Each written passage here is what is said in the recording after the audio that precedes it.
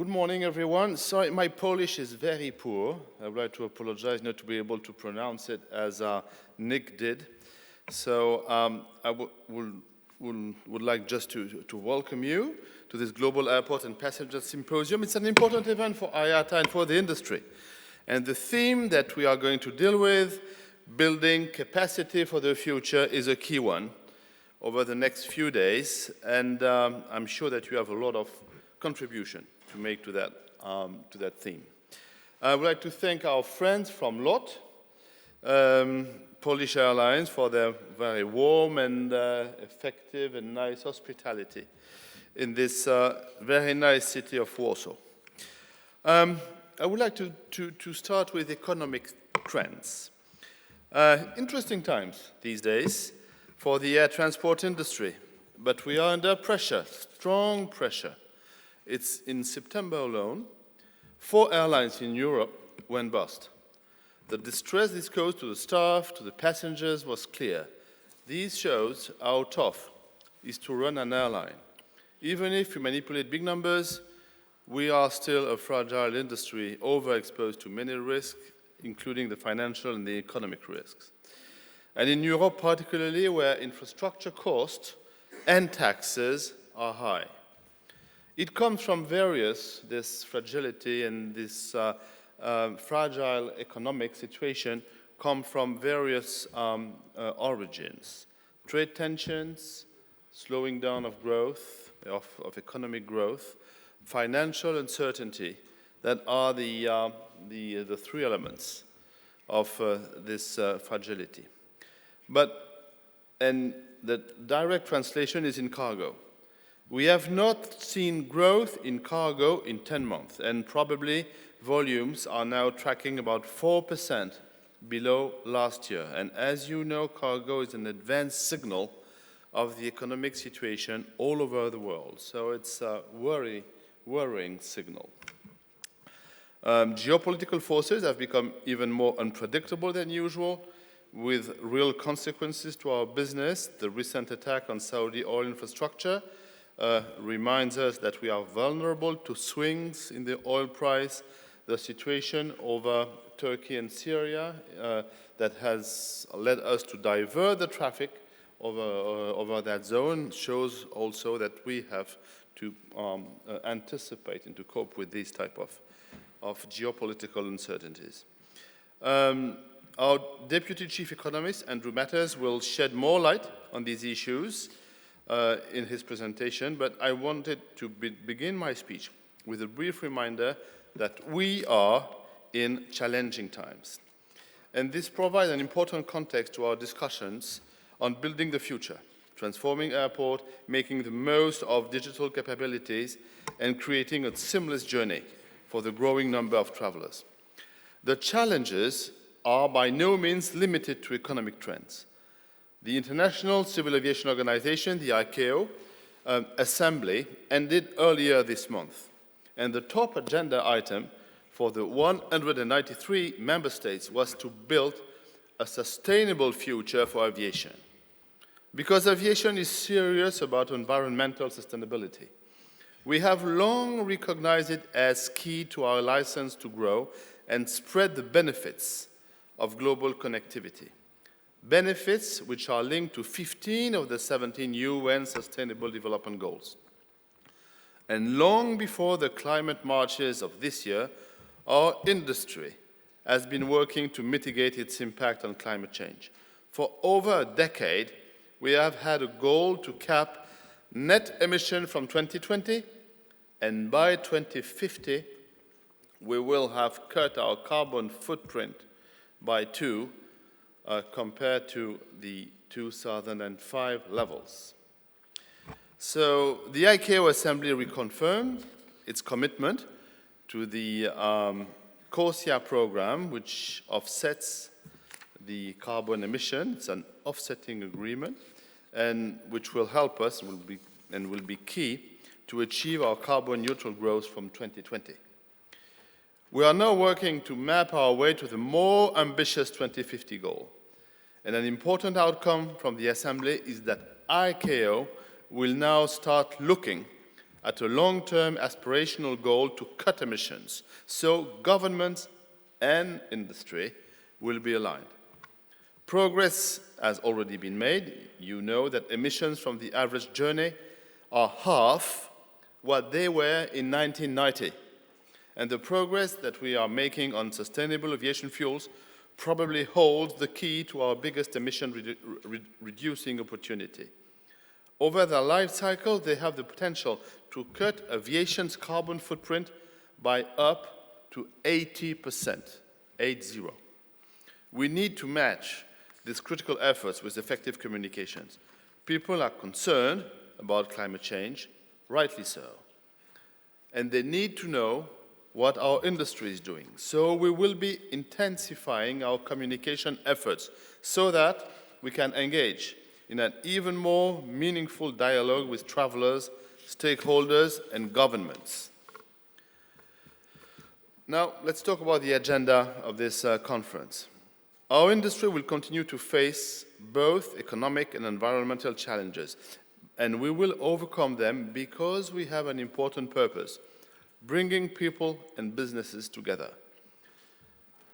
As you know, I have long called aviation the business of freedom, because it liberates people to do things that would otherwise be impossible. More and more people, particularly in the developing world, want to participate in the benefits of aviation. Our industry is growing to meet these demands. This brings its own set of challenges.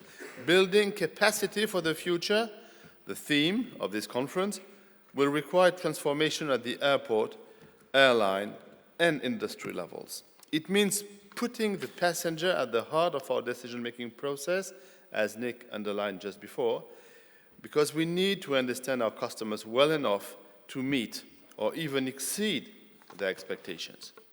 Second, developing infrastructure that can cope with future demand without relying on ever bigger airports.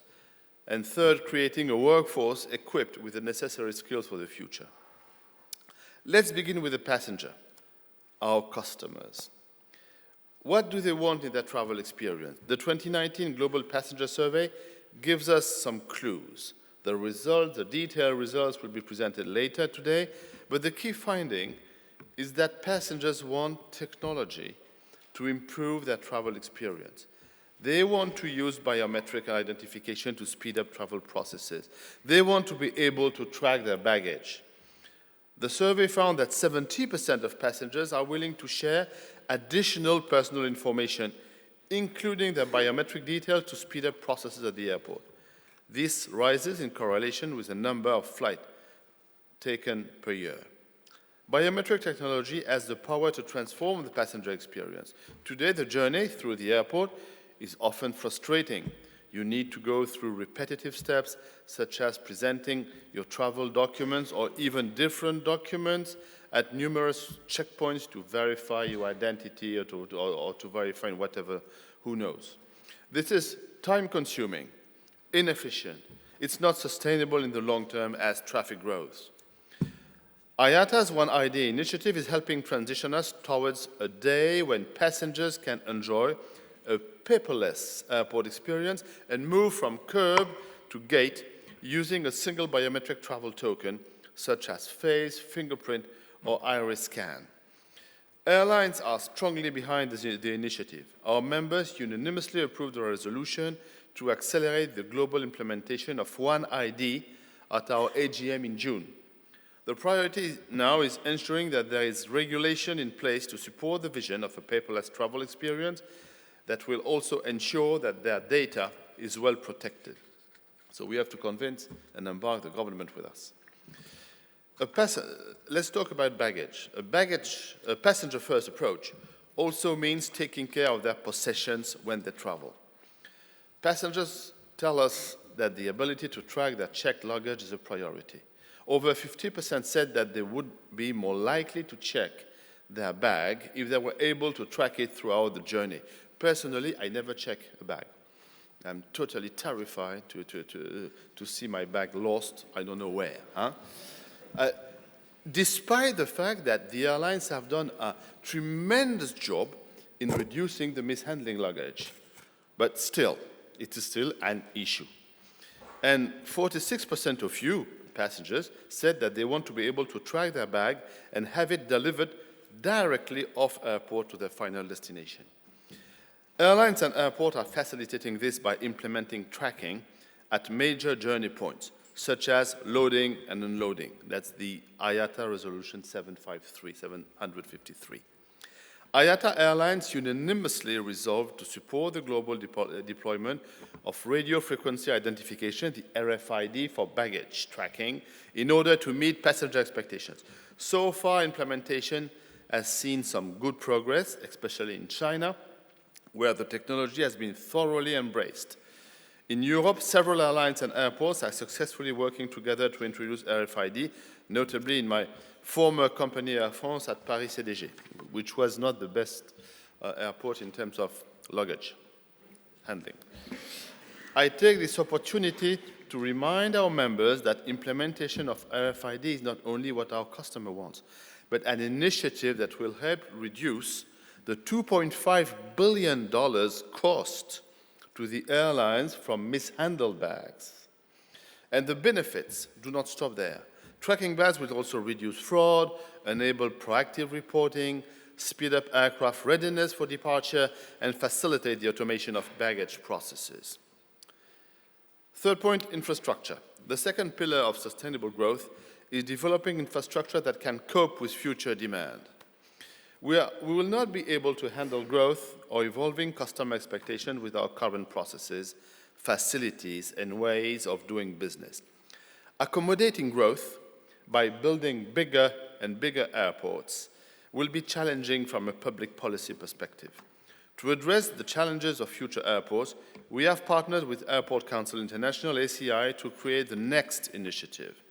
Together, we are exploring important changes in technology and processes to improve the efficiency of what our customers experience when traveling.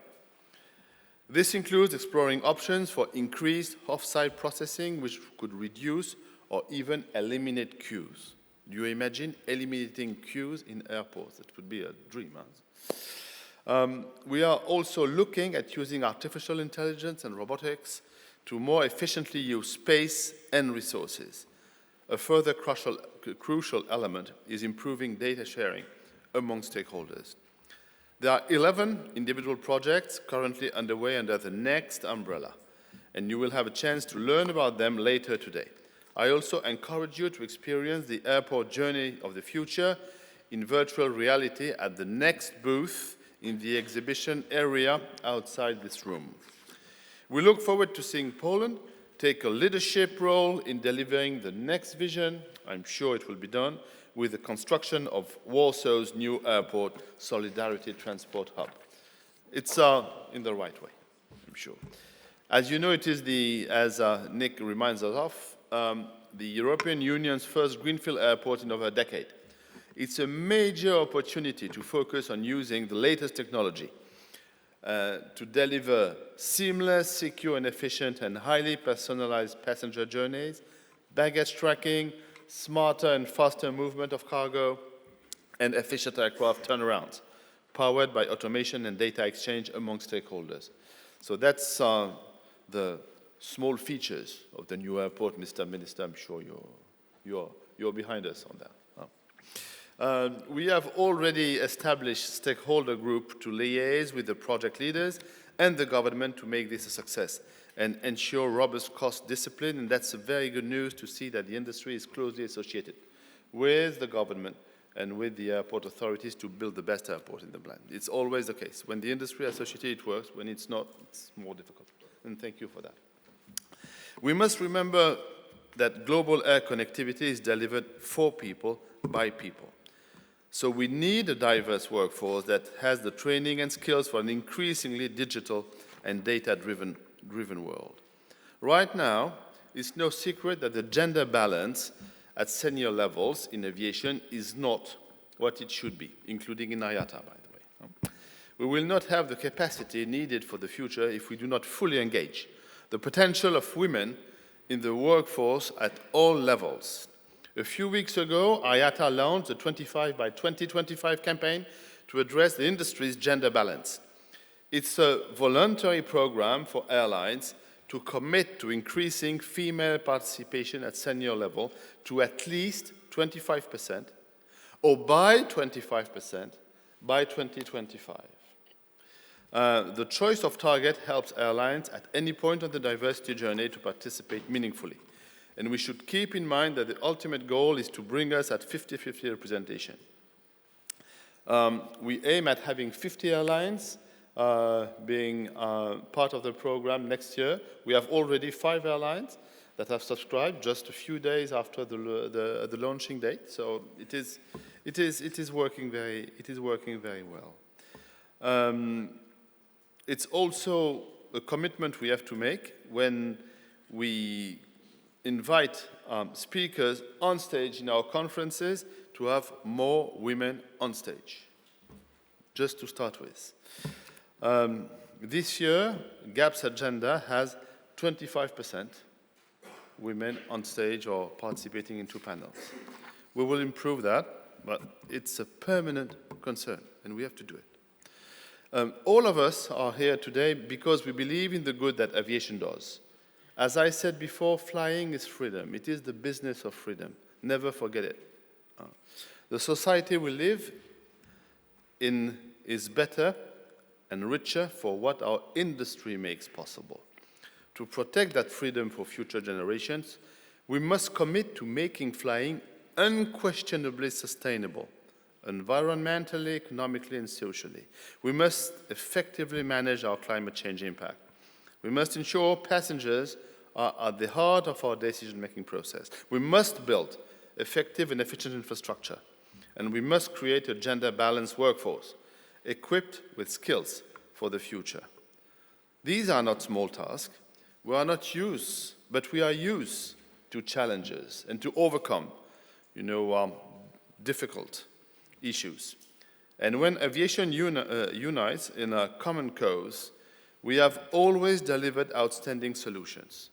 And I can tell you, we will make it. We are a serious industry. When we make commitments, we stick to them. I can comment on that. So thank you for your attention. And I would like to introduce my colleague, Rafał Michalski, the CEO of FLOT, to say a few words and to thank him again for the hospitality of FLOT in organizing this event. Thank you very much.